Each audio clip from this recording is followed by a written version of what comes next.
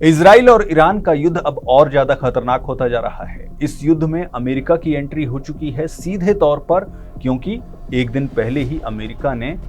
Iran के 3 परमाणु sites पर हमला किया और यह दावा किया कि उसने ईरान की 3 परमाणु साइट्स को नष्ट कर दिया है। हालांकि फिर बाद में ईरान ने यह कहा कि हमला हुआ है और नुकसान भी पहुंचा है, लेकिन थोड़ा नुकसान पहुंचा है, 11 लोग घायल हैं और जो परमाणु साइट्स हैं वो पूरी तरह सुरक्षित हैं। लेकिन सवाल ये उठता है कि आखिरकार ये युद्ध जो है ये कहां तक जाएगा और इस युद्ध का बाकी देशों पर क्या असर पड़ने वाला है, भारत पर क्या असर पड़ने वाला है, पाकिस्तान इस युद्ध में कहां स्टैंड करता है, चीन का क्या पक्ष है,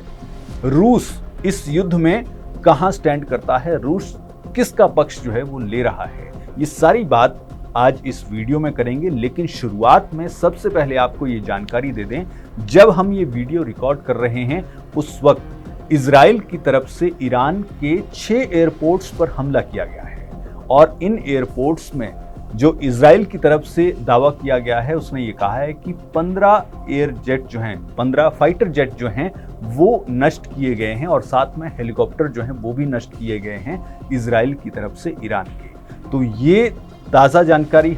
ये इस वक्त जब हम वीडियो रिकॉर्ड कर रहे हैं इस वक्त तक की ये सबसे ताज़ा जानकारी हम आपको दे रहे हैं। और इसके अलावा अब बात करते हैं कि किस तरह से अमेरिका की सीधी एंट्री इस युद्ध में होती है और फिर बाकी देश जो हैं, दुनिया के बाकी देश जो हैं उनका क्या रुख है इस मामले में, और ये युद्ध जो है ये किस तरह से पूरी दुनिया में तेल के दामों को बढ़ावा दे सकता है, यानी तेल के दाम जो हैं वो उछाल मार सकते हैं इस युद्ध के कारण। किस तरह से तेल के दामों पर इस युद्ध का असर पड़ने वाला है। सबसे पहले बात करते हैं कि जो 6 एयरपोर्ट जो हैं जिनको नुकसान पहुंचाया है इजराइल ने, उनमें किस तरह कौन से वो एयरपोर्ट हैं और किस तरह का नुकसान जो है वो पहुंचाया गया है। इजराइल की सेना ने सोमवार को ईरान के 6 एयरपोर्ट जिसमें मशहद, तेहरान, हमादान, देजफुल, शाहिद बख्तरी और तबरीज शामिल हैं, इन पर ड्रोन हमला किया और इन हमलों में ईरान के 15 फाइटर जेट और हेलीकॉप्टर नष्ट करने का दावा किया गया है। साथ ही इजरायली हमलों में रनवे, अंडरग्राउंड बंकरों, एक ईंधन भरने वाले विमान और ईरान के F-14, F-5 और AH-1 जैसे फाइटर जेट को भी भारी नुकसान पहुंचा है। इजरायली एयरफोर्स ने रविवार देर रात ईरान के शाहरूद में बैलिस्टिक मिसाइल का इंजन बनाने वाली फैक्ट्री पर भी बमबारी की है। वहीं आपको ये भी बता दें कि एक तरफ तो इजराइल इस तरह के हमले कर रहा है, लेकिन दूसरी तरफ जैसे ही अमेरिका की इस युद्ध में एंट्री होती है, डायरेक्ट एंट्री होती है, उसके बाद आपको यहां ये जानना जरूरी है कि 22 साल बाद ऐसी स्थिति आई है जब अमेरिका किसी युद्ध में सीधे तौर पर उतरा है। इससे पहले 2003 में अमेरिका ने इराक में डायरेक्ट युद्ध में हिस्सा लिया था और उसके बाद अब 22 साल बाद जो है ईरान में ये स्थिति बनी है कि अमेरिका डायरेक्ट इस युद्ध में उतरा है। लेकिन जैसे ही उतरा उसके बाद ईरान की तरफ से डायरेक्टली कहा गया है अमेरिका को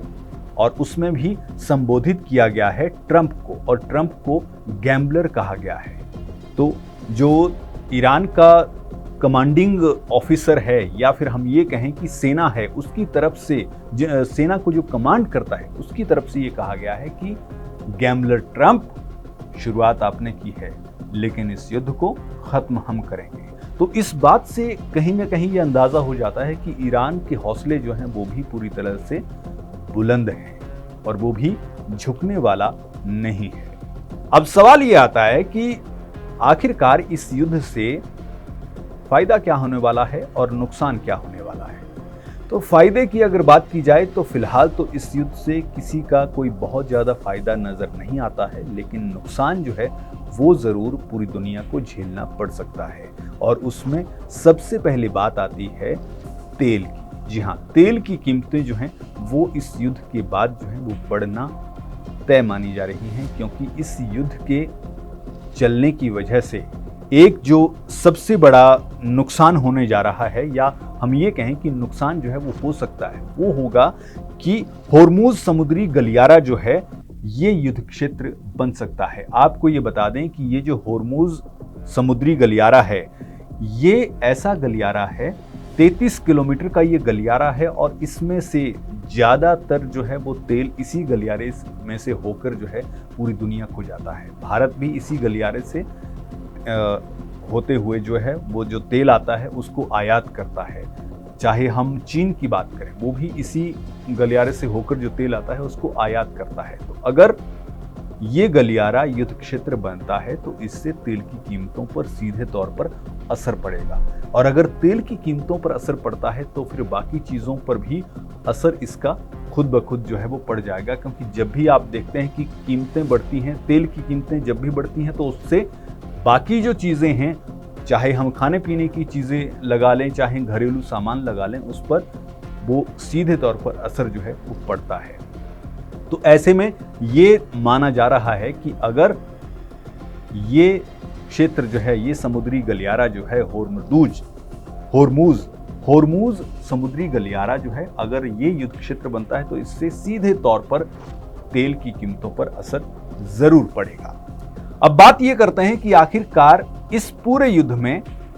भारत का क्या पक्ष है। भारत की जब हम बात करते हैं तो भारत के रिश्ते ईरान के साथ भी अच्छे हैं और भारत के रिश्ते जो हैं वो इजराइल के साथ भी अच्छे हैं। अब ऐसे में भारत जो है वो न्यूट्रल स्थिति में है, वो शांति चाहता है, और यही बात जो है भारत की तरफ से कही गई है कि हाँ, इस मसले को शांतिपूर्ण तरीके से सुलझाया जाए। क्योंकि भारत के इजराइल के साथ भी अच्छे रिश्ते हैं, तो भारत जो है वो ऐसा भी नहीं कह रहा है और ना ही कह सकता है कि हाँ, इजराइल जो है वो सही कर रहा है, और ना ही ईरान का पक्ष जो है एक पूरे तौर पर भारत जो है वो ले सकता है। और इसीलिए भारत जो है वो न्यूट्रल की स्थिति में है और शांति की बात जो है वो कर रहा है। वहीं पाकिस्तान की अगर बात करें तो पाकिस्तान ने इजराइल की तरफ से की गई कार्रवाई को ये कहा है कि हाँ, ये कार्रवाई जो है ये गलत है और इस तरह की कार्रवाई इजराइल को नहीं करनी चाहिए। वहीं चीन की अगर बात करें तो चीन सीधे तौर पर ईरान के पक्ष में है, क्योंकि चीन को जो तेल जाता है वो भी उसी होर्मुज ये समुद्री गलियारा है, इसी से चीन को जो है वो तेल जाता है। तो इसलिए इसी वजह से ये बड़ा कारण है चीन का ईरान का पक्ष लेने का। तो इसी वजह से चीन जो है वो भी ईरान के पक्ष में है और ईरान का साथ जो है वो फिलहाल देता हुआ नजर आ रहा है।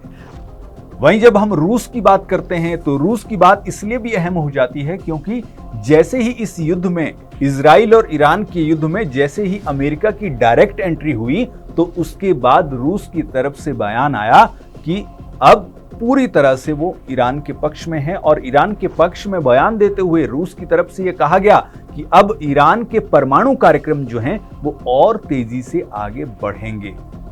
और रूस की तरफ से ये भी कहा गया कि वॉर हेड देंगे ईरान की तरफ से। यानी अब दो पक्ष जो हैं, वैसे भी ये देखा जाता है कि अमेरिका एक पक्ष में और रूस जो है वो दूसरे पक्ष में। दो शक्तियां जो हैं वो ये हैं, जो एक अमेरिका के मित्र देश हैं और दूसरे रूस के मित्र देश हैं।